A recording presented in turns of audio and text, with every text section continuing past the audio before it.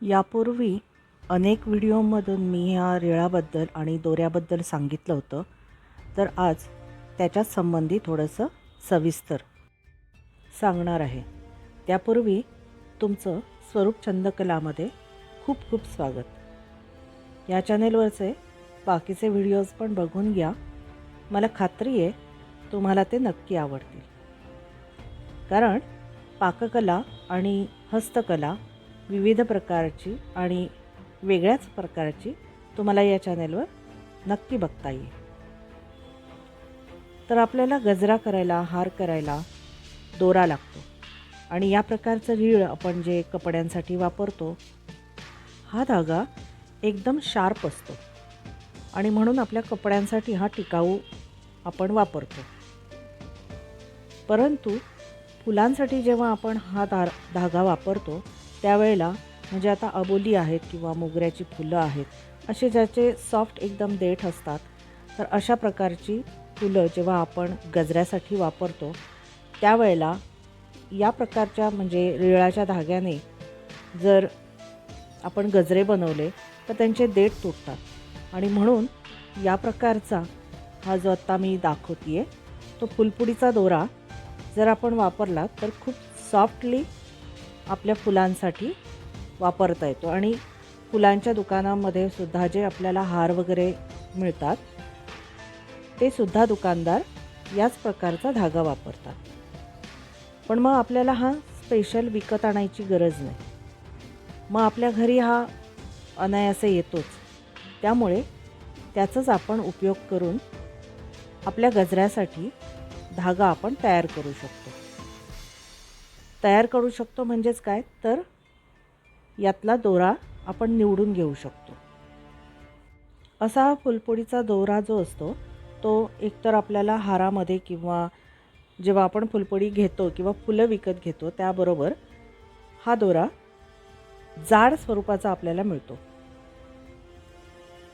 पण तसा जाड आपण अबोलीच्या फुलांसाठी किंवा मोगऱ्याचा फुलांचा गजरा करायचा आहे किंवा कोरांटीची फुलं आहेत आपल्याकडे, म्हणजे ज्याचे देठ खूप सॉफ्ट असतात, अशा फुलांचा जेव्हा आपण गजरा बनवायचा असतो, हार बनवायचा असतो, तेव्हा मात्र तो जाड धागा असं वापरून चालत नाही. म्हणून काय करायचं, तर या दोऱ्यामध्ये साधारणतः 5 किंवा 6-7 असे बारीक धागे असतात. हे आता मी तुम्हाला ते वेगवेगळे करून दाखवते म्हणजे तुमच्याही ते लक्षात येईल. काही वेळा 4-5 असतात, 6-7 असतात, त्याचा थिकनेस कमी जास्त असतो. आता याच्यामध्ये 6 लेयर्स दिसत आहेत, 6 धागे दिसत आहेत. मग अशा वेळेला काय करायचं, याचं विभाजन करून घ्यायचं. म्हणजेच हे जे 6-7 धागे असतात त्यामधले 2-2 धागे घेऊन सेपरेट करायचे. पण त्या दरम्यान जेव्हा आपण आपल्याला ह्या फुलपोळीतून धागा आलेला असतो त्यावेळेला त्याला अशा गाठी असतात किंवा काही वेळा गुंता झालेला असतो, तर तो सगळा सोडवून घ्यायचा. कारण मला तर या प्रकारे धागा कायम मिळत असतो. आणि तुम्ही एखाद्या वेळेला जर हार बघितलात आणि तो जर चांगल्या स्थितीत असेल, म्हणजे आता मी निर्माल्यापासून धूपबत्ती बनवते, मग त्यावेळेला मला हा धागा काढावा लागतो. धूपबत्ती बनवताना फक्त सुकलेल्या फुलांचा वापर करायचा असतो आणि त्यावेळेला हा धागा मी काढतेच. मग आता चांगले असतात हे धागे. काढलेल्या धाग्यांचं काय करायचं, तर आपण हा गजऱ्यासाठी आपण हा आपल्यासाठी हवा तसा बनवू शकतो. या पद्धतीनं ह्या संपूर्ण धाग्याला पीळ असतो आणि हा पीळ जरासा सोडवून घ्यायचा आणि त्यातले जे धागे आहेत ते 2-2च्या धाग्यामध्ये काढून घ्यायचे. एका बाजूने पीळ सोडवायचा आणि एका बाजूने 2 धागे आपण सेपरेट करून घ्यायचे. तुम्ही हवा असेल तर एक धागासुद्धा सेपरेट करू शकता. या पद्धतीनं याची ट्रिक अशी आहे की हा जो धागा आपण आता समजा एवढा धागा घेतलेला आहे, तर त्याच्या मध्यावर साधारणतः तो उलगडायचा आणि तिथेच त्याचे 2-2 धागे जे आहेत ते धरायचे आणि मग त्यानुसार हा उलगडून घ्यायचा, म्हणजे मोकळा करून घ्यायचा. तर मग हे पटापट आपल्याला या पद्धतीनं 2-2च्या संख्येप्रमाणे धागे मिळतात.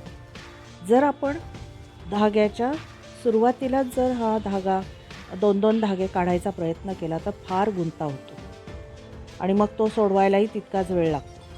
त्याच्याऐवजी मधल्याच भागातून जर ते धागे आपण मोकळे करून घेतले तर आपल्याला पटापट त्यातल्या त्यात पटापट हे काम करता येते. आणि अशा पद्धतीनं नंतर हे 2-2 धागे आपण जे सेपरेट केलेले आहेत ते असे गाठ मारून घ्यायचे. गाठ मात्र इथे पक्की मारायची, कारण नंतर मग ती गाठ उसवू नये यासाठी व्यवस्थित गाठ करून घ्यायची. आणि नंतर हे धागे जे असतात हे थोडेसे बाहेर आलेले गजऱ्यामध्ये वगैरे छान दिसत नाहीत, म्हणून धागा कापून ठेवायचा. अशा पद्धतीनं जर धागा तयार केलेला असेल तर गजरा बनवताना आपल्याला हे धागे कापत बसावं लागत नाही किंवा ते मध्ये मध्ये अडचण त्याची होत नाही.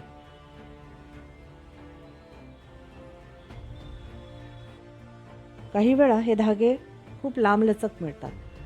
मग अशा वेळेला काय करायचं तर 2-2च्या संख्येमध्ये जेव्हा आपण त्याचं विभाजन करतो त्यावेळेला 2 किंवा 3 पोर्शनमध्ये जेव्हा ते विभागले जातात त्यावेळेला त्या 2-3 जितके आपल्याला भाग मिळालेले आहेत 2-2 धाग्यांचे तेवढे सगळे हातावर म्हणजे आपल्या बोटावर धरून ते गुंडाळून घ्यायचे आणि नंतर पुढे पुढे तो धागा सोडवत जायचा. खरं तर प्रॅक्टिस झाली ना की हे खूप सोपं वाटतं. सुरुवातीला जरा तो त्रास वाटतो, पण हे पटापट काम होऊन जातं. मला गजरे बनवायला खूप आवडतं, त्यामुळे ज्या प्रकारची फुलं मला मिळतात त्या प्रकारचे मी गजरे बनवत असते. मग अशा प्रकारचा मला दोरा खूप चांगला वाटतो. खरं तर आम्ही लहानपणी केळीचा दोर वापरायचो, पण आता केळीचा दोर मिळत नाही आणि हा तर मला नेहमीच मिळत असतो धागा. या अशा फुलांचे जेव्हा आपण देठ गजरे बनवतो त्यावेळेला ही देठ असे नाजूक असतात आणि असं जाडसर धागा घेऊन गाठ मारली तर ती त्याला त्रासदायक होते किंवा दोऱ्याचंच वजन जास्त होतं. म्हणून असे पातळ धागे आपण काढून घेतले की याच्यात गजरा बनवायला खूप सोपं पडतं आणि गाठ मारायला खरं तर सोपं पडतं. गाठ खूप जाड होत नाही आणि खूप जाड पण दोरा असेल. आता ही कोरांटीची फुलं मी दाखवली तर अशी नाजूक फुलं असतात, त्याला लोकरीसारखा धागा जाड धागा घेऊन तसा काही उपयोग नसतो, कारण खूपच मग बोजड होतं ते. म्हणून फुलं जेवढ्या आकाराची असतील त्याप्रमाणे धागा असेल तर ते खूपच चांगले गजरे होतात. आणि आपण तर घरी बनवतो ते गजरे बनवतो. हार बनवायचे असतील आणि झेंडूसारखी फुलं असतील तर मात्र ते त्याचं वजन पेलण्यासाठी लोकरीसारखा धागा जाड असेल किंवा हा सुद्धा फुलपुडीचा जाड धागा आपण जर हारासाठी वापरला तर तो चांगला पडतो, कारण झेंडू फुलांना वजनच मुळात जास्त असतं. तर आता अशा प्रकारे सगळा धागा सोडवून घेतल्यानंतर आणि सगळ्या गाठी मारून झालेल्या आहेत आणि मी त्या गाठींचा उर्वरित धागा पण कापलेला आहे, जो दिसायलाही खराब दिसतो टोकावरचा. तर आता मी इथे हे रीळ जे बनवलं आहे ते कसं बनवलं आहे तेही मी तुम्हाला सांगणार आहे. आणि या रीळावर मी हा धागा गुंडाळून घेते. असा गुंडाळून ठेवायचा आणि मग हे आता जे रीळ मी बनवलेलं आहे ते आपण कुठेही असं टांगू शकतो किंवा अडकवून ठेवू शकतो आणि आपल्याला गजरा करताना धागा सहजगत्या सुटत जातो. तर तीसुद्धा मी तुम्हाला आयडिया दाखवणार आहे की हे मी रीळ कसं बनवलं आहे आणि कशाचं बनवलं आहे. पण त्यापूर्वी हा मी आता सगळा धागा गुंडाळून घेते आहे. या पद्धतीनं उरलेलासुद्धा हा आता धागा मी सोडवून घेतला आहे आणि याला अशी आपण जेव्हा रीळाला आपल्याला जेव्हा ॲडिशनल दोरा मिळत जाईल तेव्हा अशा पद्धतीने रिळाला तो बांधून घ्यायचा आणि लगेचच गाठीच्या बाहेरचा जो धागा दिसतोय तो कापून घ्यायचा आणि गुंडाळून ठेवायचा दोरा. या पद्धतीनं आपलं रीळ तयार असेल तर धागा पण आपण नियमितपणे याच्यात ॲड करू शकतो आणि जसं आपल्याला गजरा बनवायला लागेल तसं आपण हा धागा वापरू पण शकतो. हे मी काही निर्माल्याच्या धूपबत्ती बनवताना तुम्हाला दाखवलं होतं. या प्रकारे मी हे धागे काढते. तर ह्या धाग्यांचा उपयोग मला असं यातले चांगले चांगले धागे निवडून घेते मी, कारण भरपूर मिळतात असे धागे आणि नंतर आपण हे गजऱ्यासाठी वापरू शकतो. तुम्हाला इथे दिसतंय खूप चांगले चांगले धागे असतात आणि काही वेळा काय होतं त्यांच्या फुलपुडीतून ना एक्स्ट्राचा पण धागा आलेला असतो जो त्यांनी हारासाठी वगैरे वापरलेला नसतो. खूप चांगला असतो धागा, मग तो धागा आपल्याला असा वापरायला मिळतो. आता इथे मी 2 प्रकार केले. एक म्हणजे हा जो आत्ता मी रीळ दाखवलं ते 2-2 धाग्यांचं आहे आणि हे रीळ आहे ते 1 धाग्याचं आहे.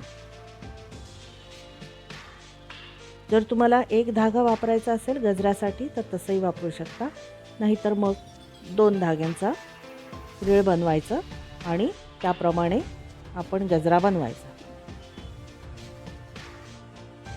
कपड्यांना शिवायला घेतो त्या धाग्यापेक्षा हा धागा खूप चांगला पडतो आणि आपली फुलंही छान टिकतात.